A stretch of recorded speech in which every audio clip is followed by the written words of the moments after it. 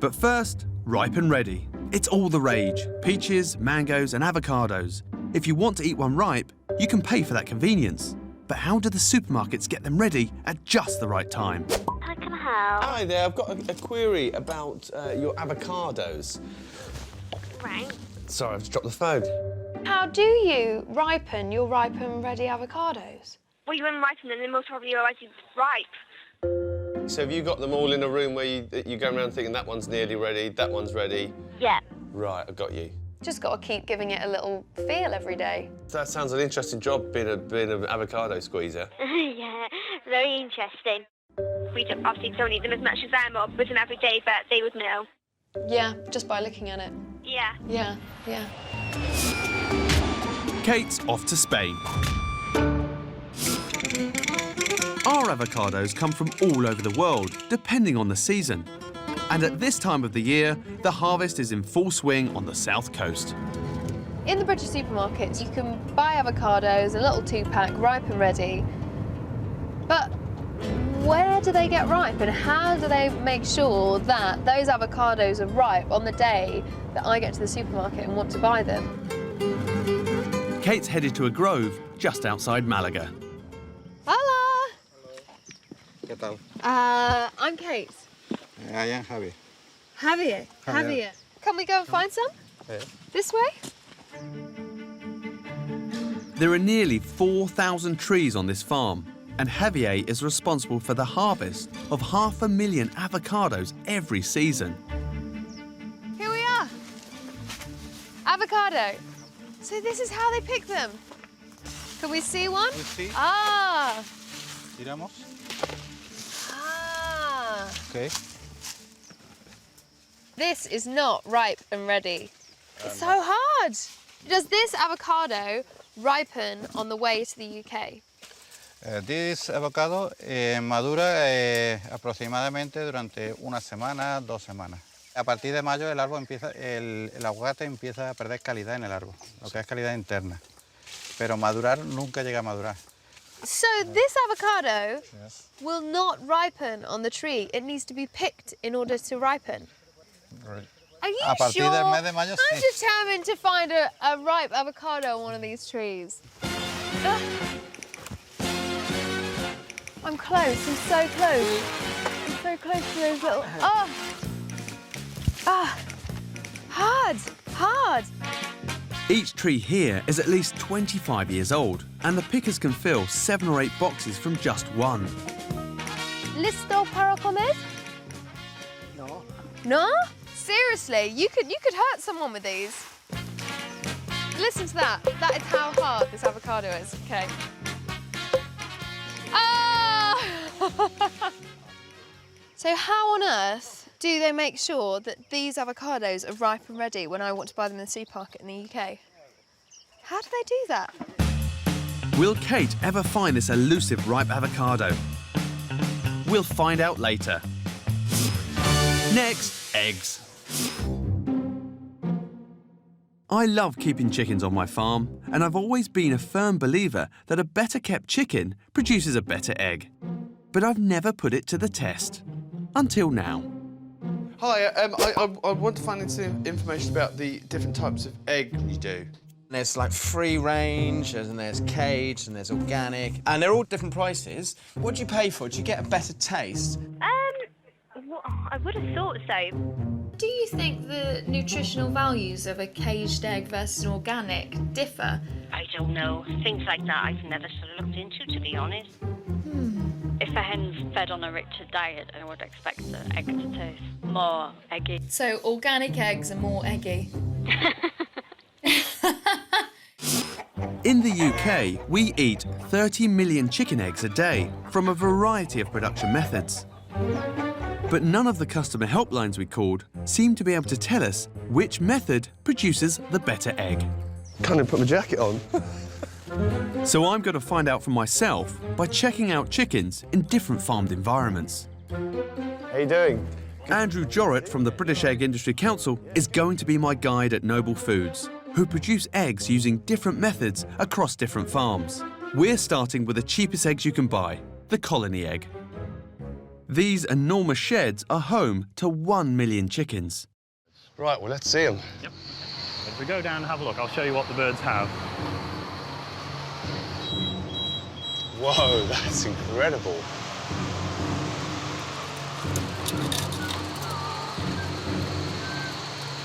I've been in lots of battery farms before, but I've never, ever seen anything like this. So in this shed here, you control the lighting, the feed, you transport the eggs away once they've been laid. It's quite an alien environment for many people. I can understand that, but at the end of the day, it comes down to cost. Because they're kept at a constant temperature, they eat less feed as well, and they are slightly more productive because the system just works better. Wow. This egg here is a lot cheaper than your free-range egg. That's right, that's right. And the reason for that is because you have to do it on a much larger scale. It's the scale of operation, it's the cost of production, it's the labour cost that's involved in looking after the birds to produce that egg. Look at all these eggs. The river of eggs below. These colony hens produce 7 million eggs a week. How many stories are we? It's 3 stories, this house. And how many rows have we got? There's 9 rows of colony cages in this house. And there's layers of chickens in each row, isn't there? There are. There's 4 layers in each story. Next step up is the barn-kept chicken. Free to roam inside, but not out. Unlike this free-range farm. Surely these outward-bound girls lay a better egg. So we have now our free-range laying birds. This is one of them. And interestingly, you just walk into a shed and you think all these birds aren't free-range because they're inside, but they choose to come in here because they can come and go as they please. That's absolutely right. I think it would surprise most people that when you look at a free-range flock, they're not all outside during daylight hours. This, of course, is where they get their food. It's where they lay their eggs. And it's also about time of day and weather. It's the bird's choice.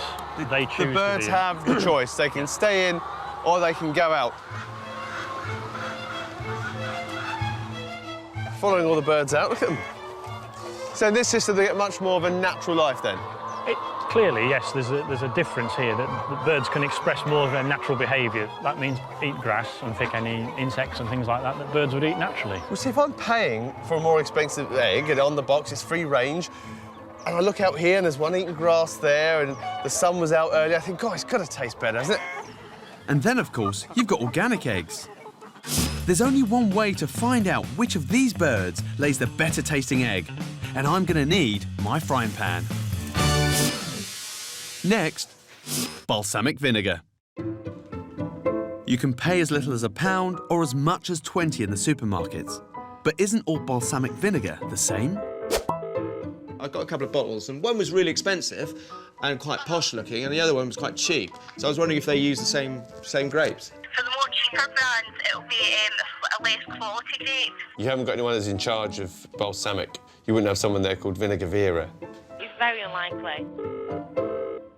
Balsamic vinegar, blah, blah, blah. Is the balsamic like a fruit they put in it then? Is that the colour? Maybe, I don't know. I have no idea what it's made out of, and I've got to be honest. One thing all these bottles have in common is the word Modena. Turns out that's a city in northern Italy. Best start there then.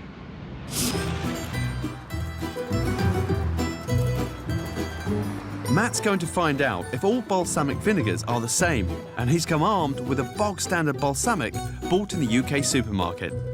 First stop is a market selling Modena's finest local produce. Excuse me, do you speak English? Few. Few? Can you tell me, balsamic vinegar, Modena? Sì. Do you know why? In Modena are invented this vinegar. It was invented here? Here. OK, so I got this in the supermarket in England. But do you... No. You wouldn't have this? Supermarket in England, no. Really? No. Terrible, no. Seems they keep the local stuff under the counter. Wow, look at that. It's like a cream. Yeah. Vinegar sauce. Very good. Sweet, huh? So how can their vinegar taste so totally different to Matt's? Maybe it's a completely different vinegar.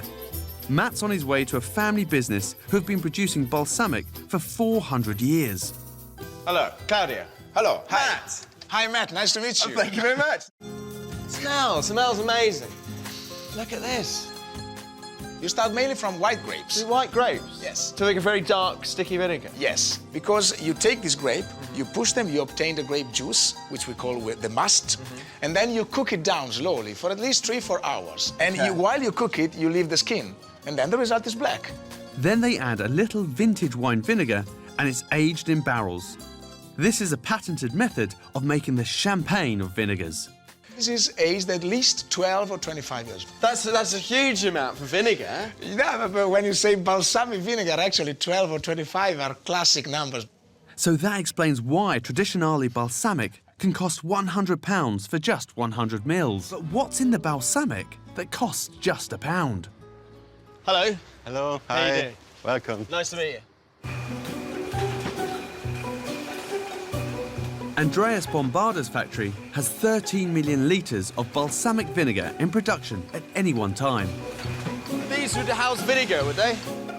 This is balsamic on an industrial scale, but they still begin with the same ingredients, grape must, and it comes in by the tanker. Ah, look at that. That's beautiful. But even this mass-produced balsamic is aged in wooden casks, although the cheapest variety will be held for only 2 months. What's the benefit of leaving it for 2 months as opposed to just making it and bottling it? Yeah, but staying in the wood 2 months doesn't give a lot, but still gives something. Yeah. Like the flavors of the wood, the tannins from the wood. Yeah. Traditional balsamic vinegar is more for upscale recipes, gourmet dishes. Yeah. So is there a kind of a school of thought that traditional balsamic vinegar is true, the proper stuff, and stuff like this is maybe fake? Well, it's not actually fake, it's just different. Right. It's just different, less expensive, Yeah. invented by poor people for themselves. To produce this vinegar for the masses, the process is simply shortcut. The must is a colourless concentrate and is often diluted with wine vinegar. It's a lot like wine, isn't it?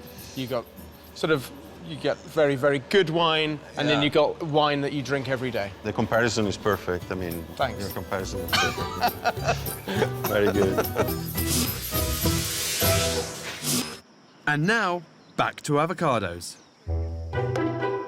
Kate started in Spain and found out that in order to get them ripe and ready, our avocados make a pit stop in the Netherlands. We're following our avocados because we picked some yesterday. They were hard as nails.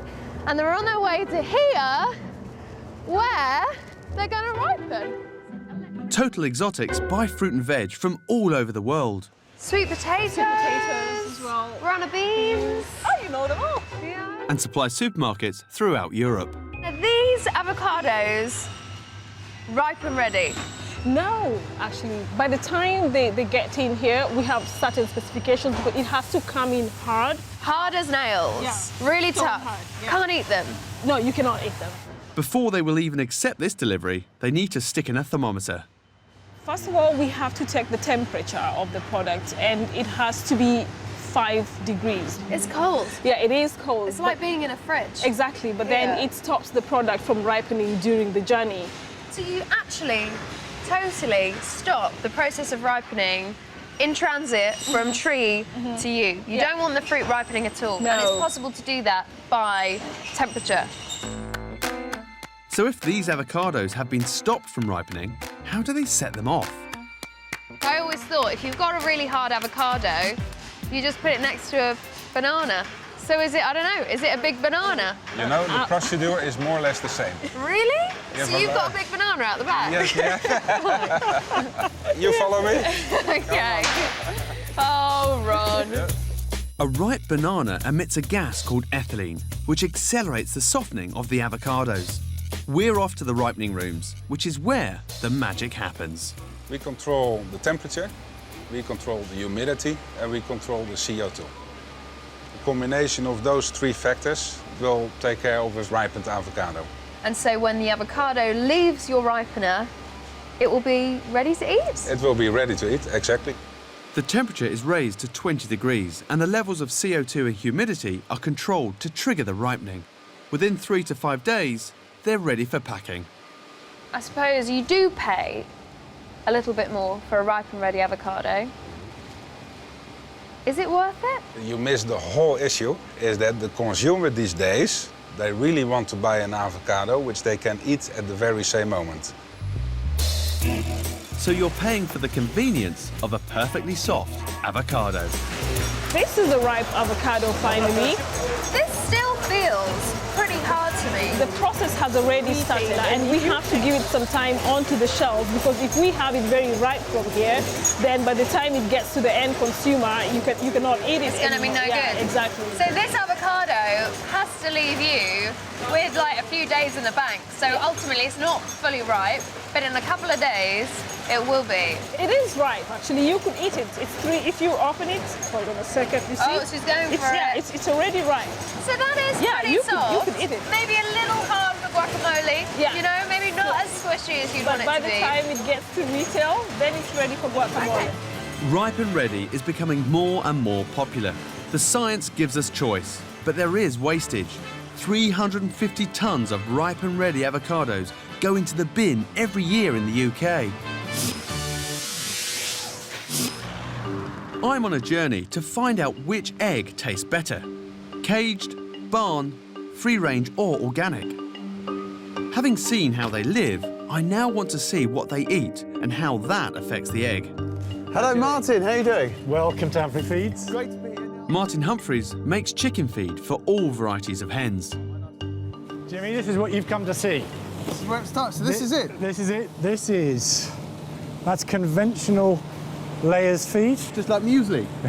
Very similar. What is the difference in terms of feed when it comes to your caged hens, your barn hens, your free range, your organic? If we put organic to one side, because that is quite different on several different levels, but if we look at the conventional, so the colony, the barn and the free range, there are slight differences.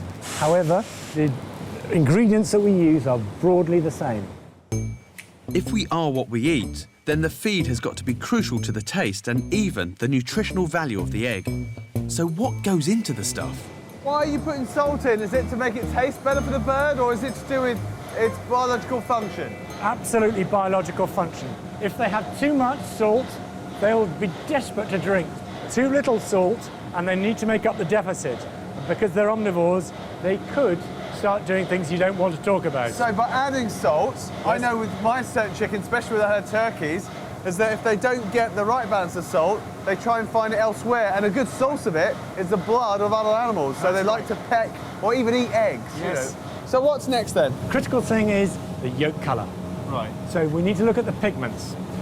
Now in conventional diets, all have the same base yellow, which is marigold. So you're providing a natural colour through petals of the flower? This is produced in China and India. If you were to look at a bird that was not exposed to any form of colourant, it would be a really insipid colour. People wouldn't want it, but we need to add something more to give us the orange.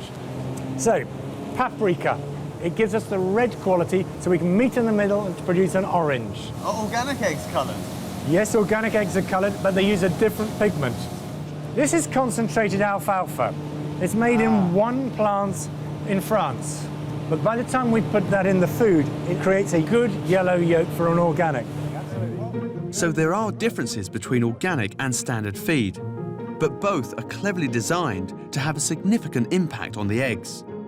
If they can affect the colour of the egg and the chicken's behaviour, I'm now convinced that organic eggs will taste better. To prove my theory and to put all 4 types to the test, I'm meeting Dr. Carrie Ruxton, a dietitian and one of Britain's leading authorities on eggs. Good to see you. Now I've got a pile of eggs here. Okay. All different, free range, organic, Yeah. barn, the whole shebang. Cook them up. Yes, I will. And we're going to taste the I difference. think we're going to disagree, but let's see how we get on. I think we're going to taste the difference. There we go. Okay, thank you very much. Perfect. First of all, label those up so I know which is which. I don't think I'll be able to tell the difference between these. crunch time, I don't know. Hopefully, I'll be able to pick the free-range eggs from the birds that have been living in cages. What are those eggs saying? Eggs are fine. I'm just making them. You have to help me. I know, I'm going to help you, don't worry. So this is egg number 1. Okay, egg number 2. Here we go. Egg number 3. And finally, egg number 4.